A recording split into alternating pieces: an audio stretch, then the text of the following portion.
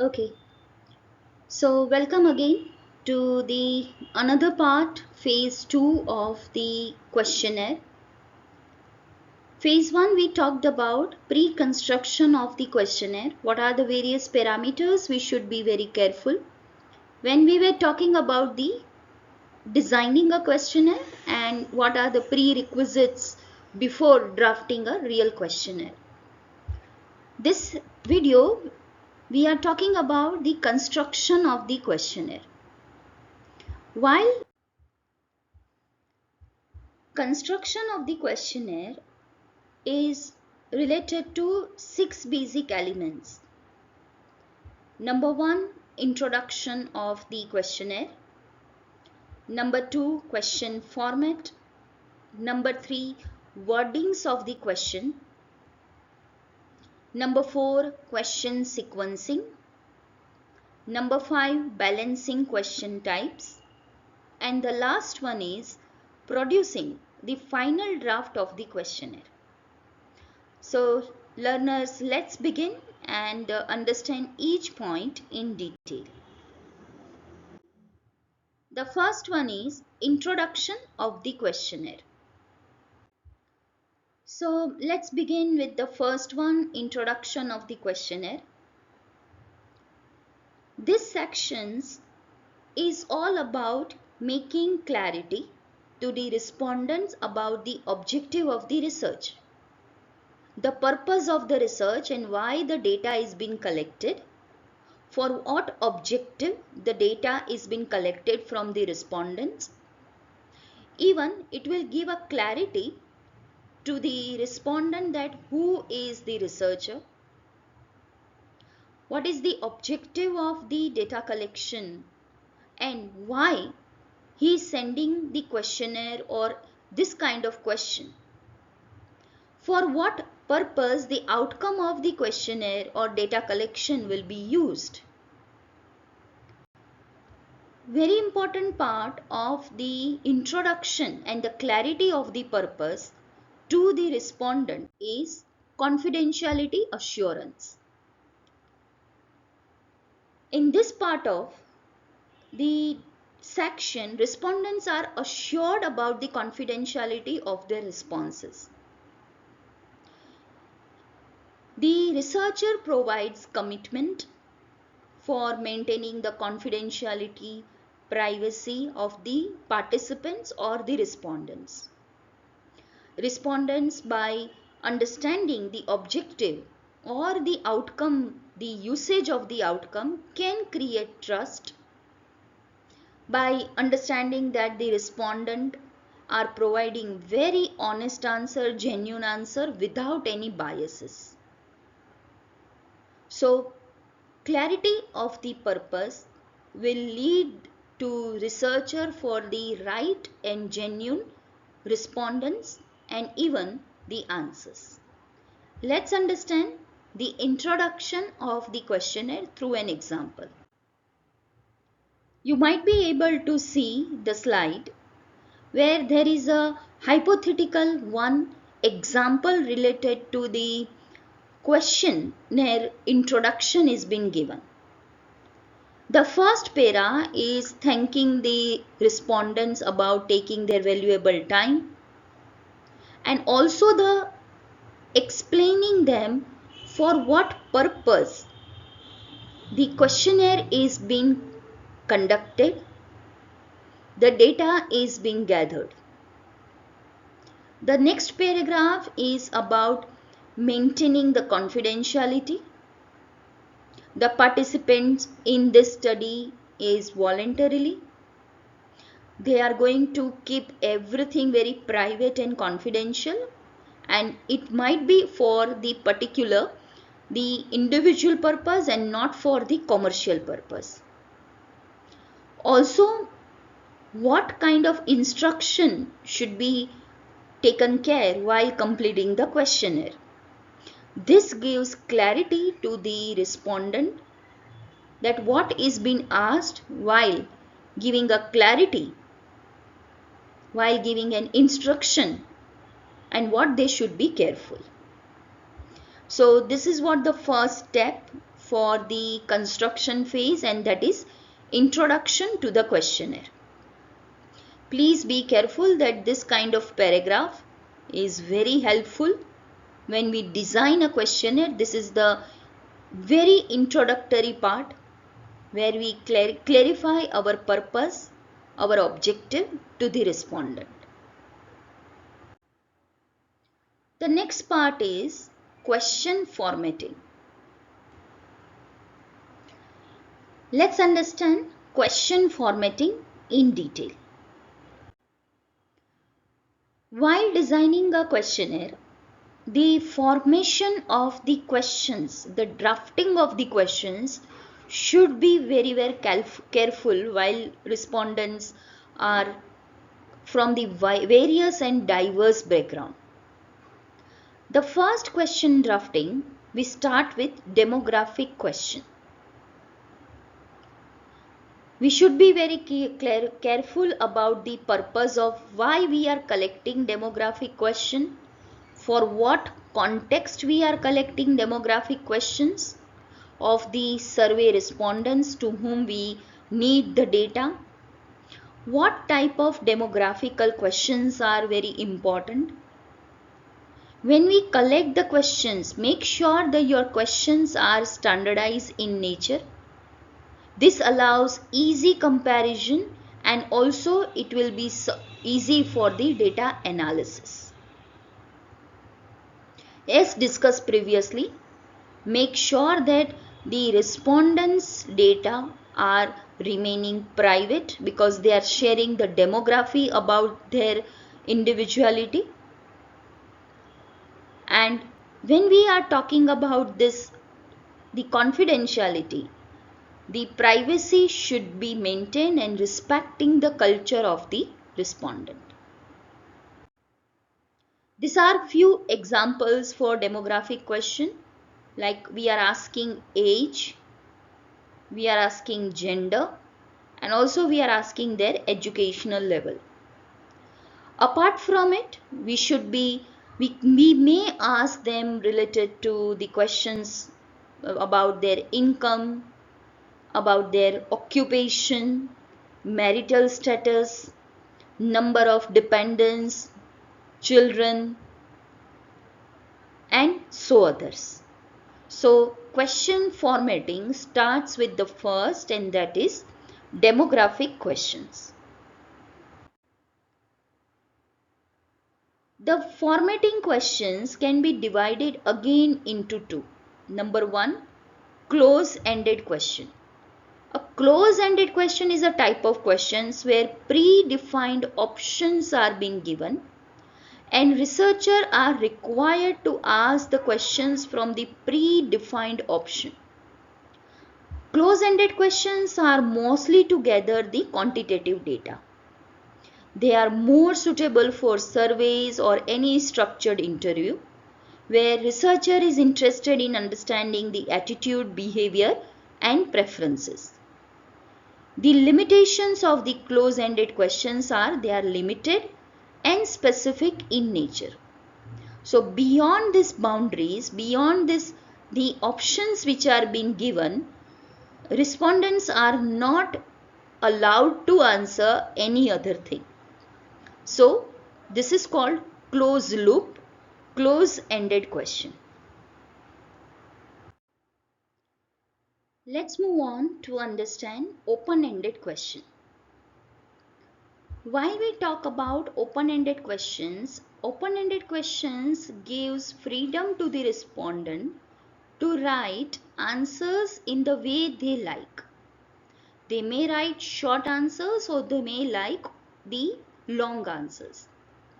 Open-ended questions allow respondents to give answers in the way they feel or as per their experience without any boundaries or without any closed loop. Generally, this kind of open-ended questions are being used when respondent is more interested in detailed questions, detailed responses related to their patterns, their habit, their perception, even their opinions. The major advantage of close-ended question is respondents can answer ranges of responses without any pressurizing or without any boundaries.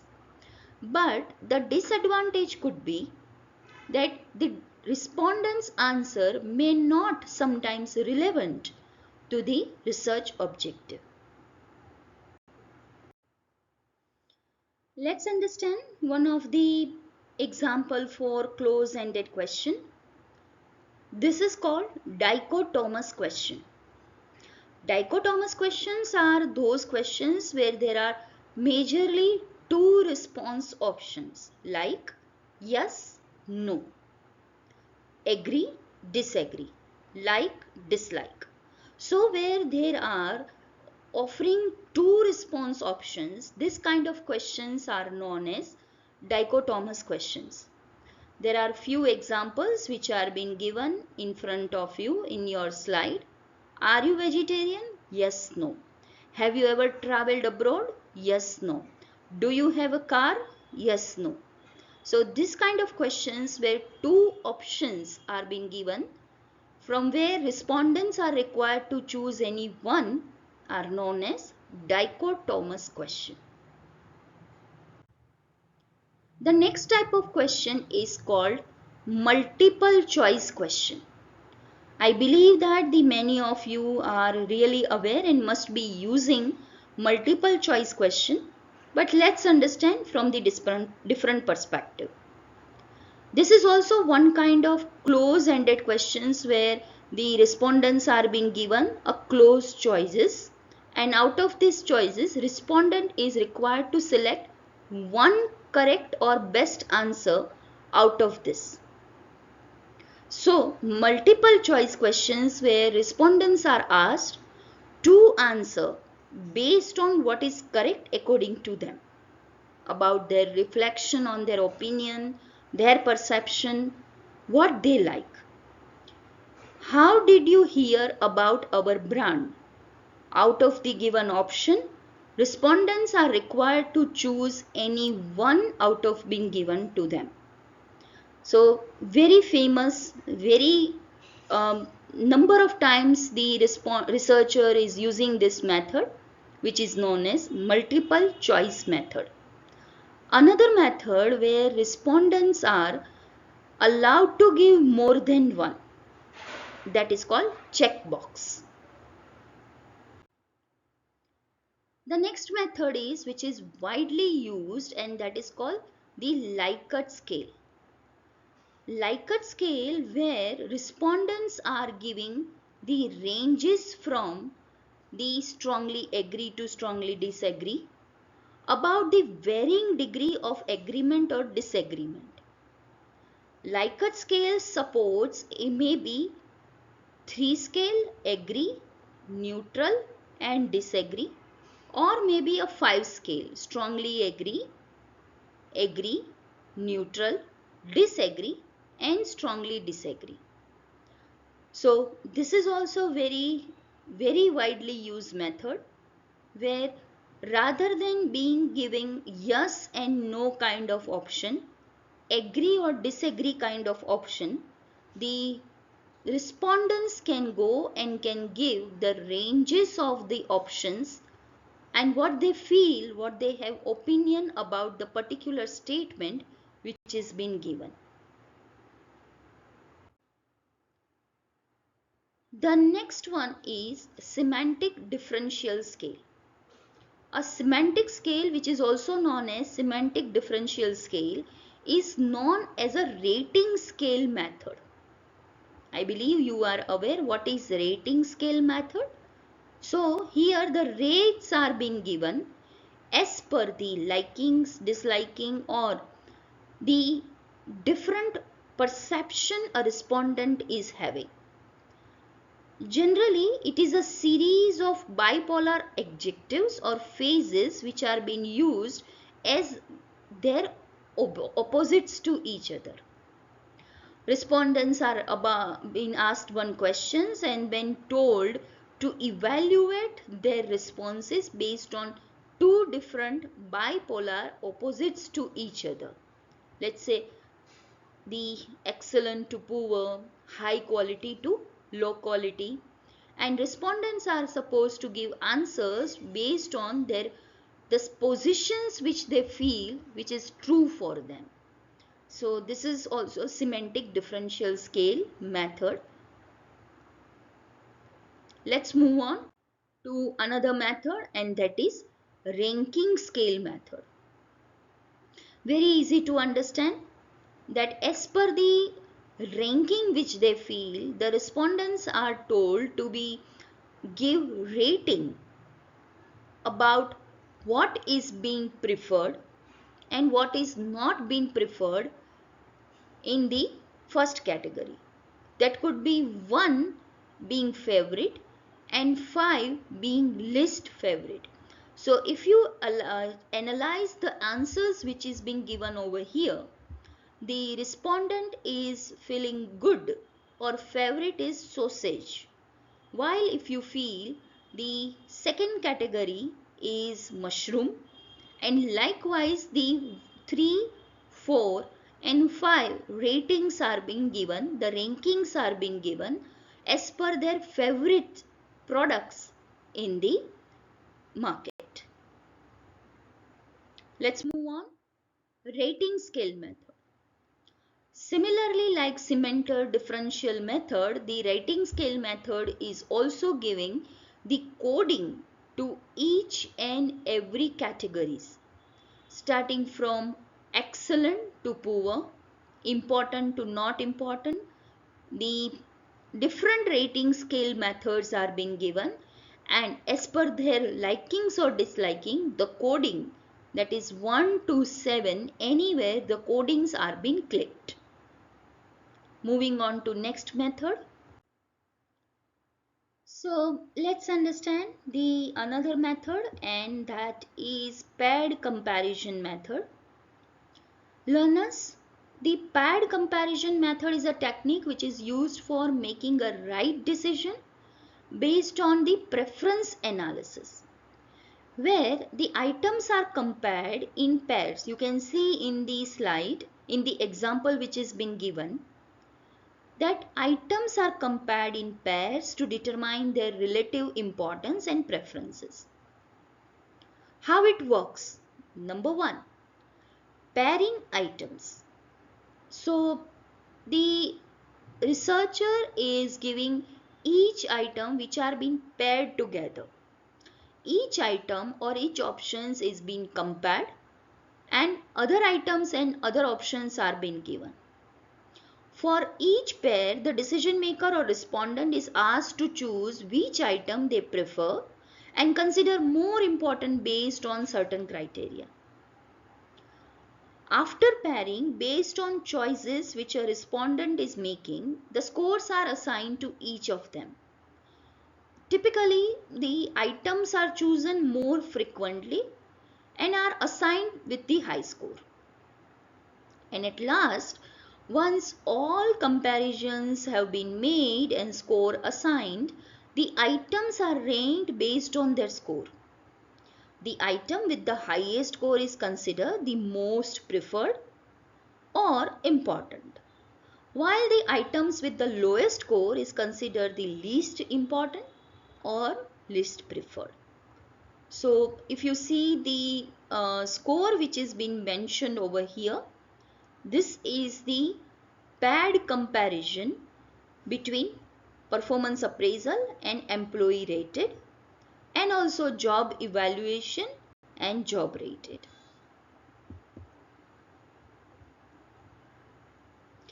So let's move on to the another type of scale. So the another scale is constant sum scaling. In this scale, the respondents are being asked to assign points as per the category out of sum of 100. You can see here the respondent is answering out of the total sum of 100 what they feel about this particular question. At the end, the score should be 100. The total sum must be 100. So based on their likings, the scores are being calculated and the respondent is required to answer within the total sum which is being mentioned. This method is not so widely used in the research, but some of the categories where the total sum is required or constant sum is required, this method will be helpful to understand which criteria is getting the high score. Let's move on to the next scale. The next one is question wordings. So let's start with the first one about having the clarity of the question wordings. The first one is the question wordings should be very simple and understandable. The wording should be very easy.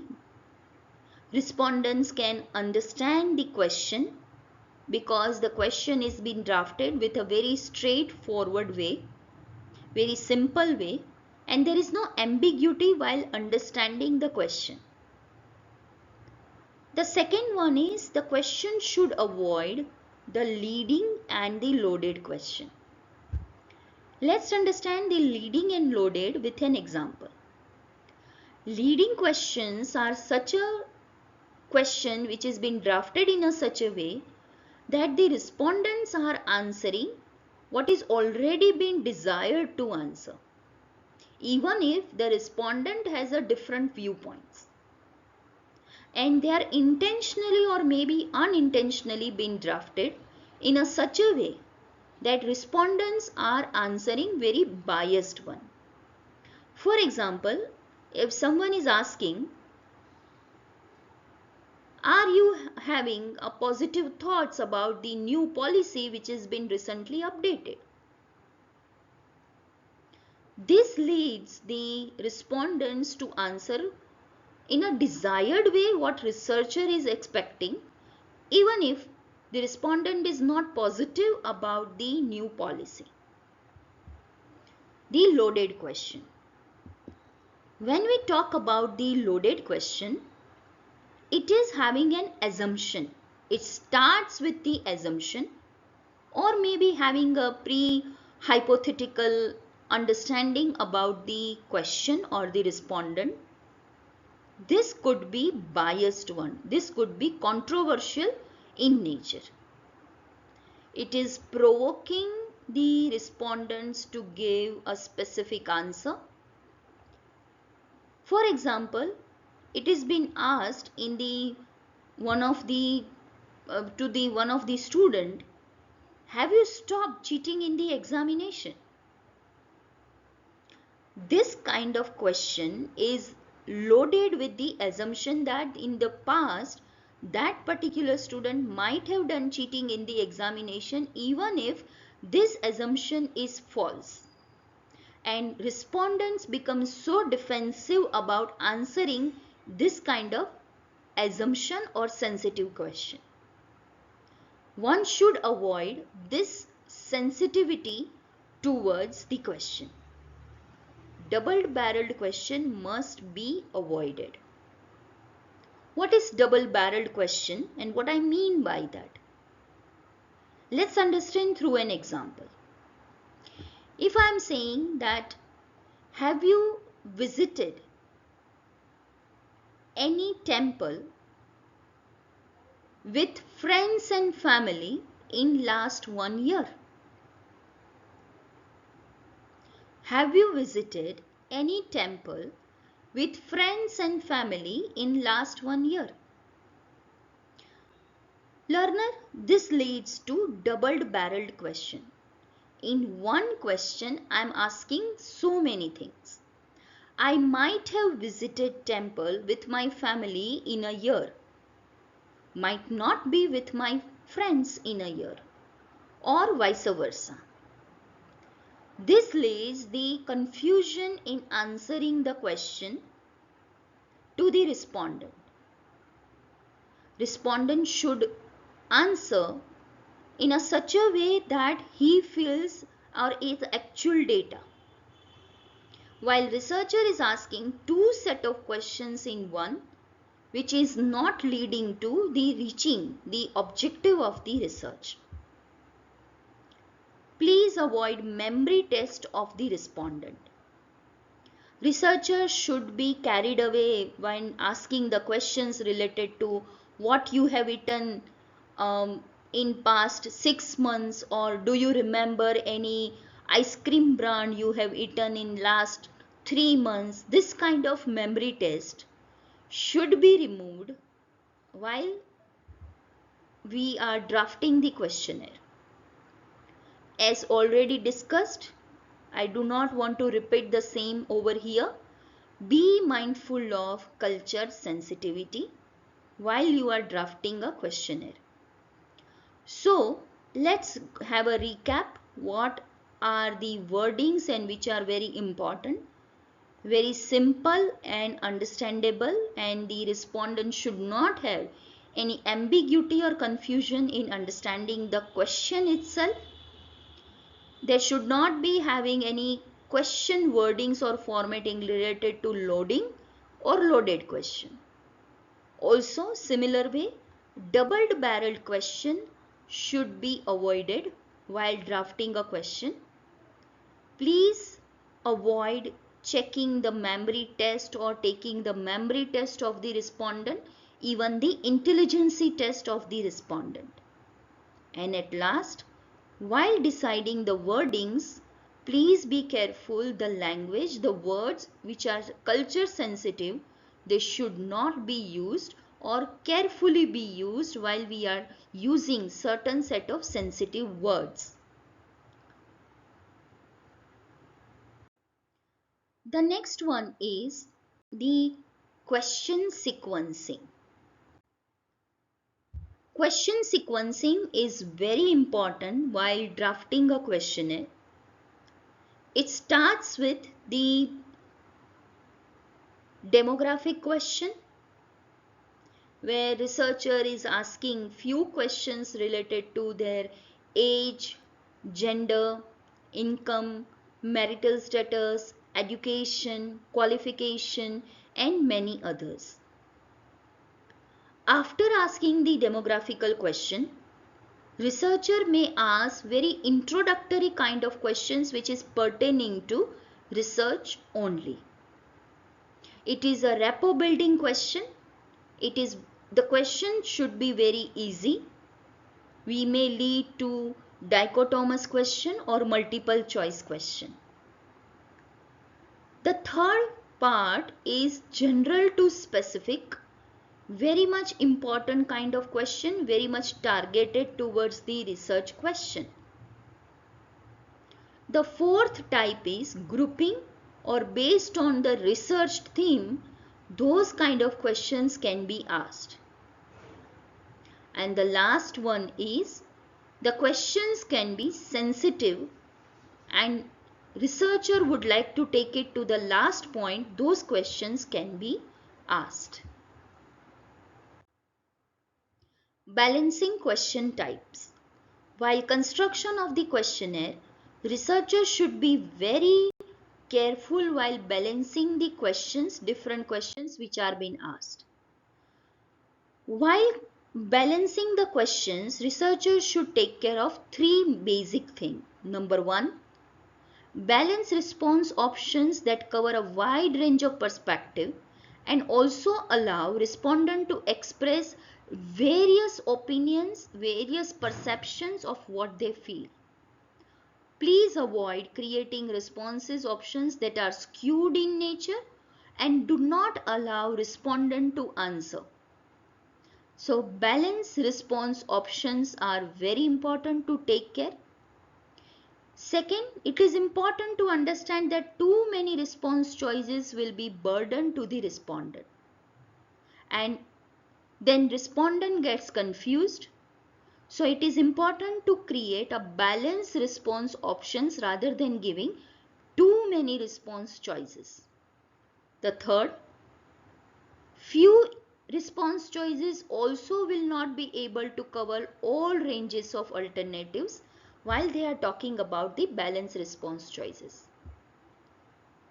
One more which I would like to inform in the category, that while designing the balanced responses, please make sure that there should be balance between the open-ended and the close-ended questions. Even usage of Likert scale, dichotomous scale, semantic scaling, even the rating choice, ranking choice should also be used, so that the different analysis and different interest level area of the respondents can be gathered. We are at the last stage of the construction of the questionnaire, and that is producing the final draft of the questionnaire. While drafting the first draft of the questionnaire, researchers should be taking the pilot testing. After drafting the first draft, the first thing researchers should do is to test the respondent with the very few sample.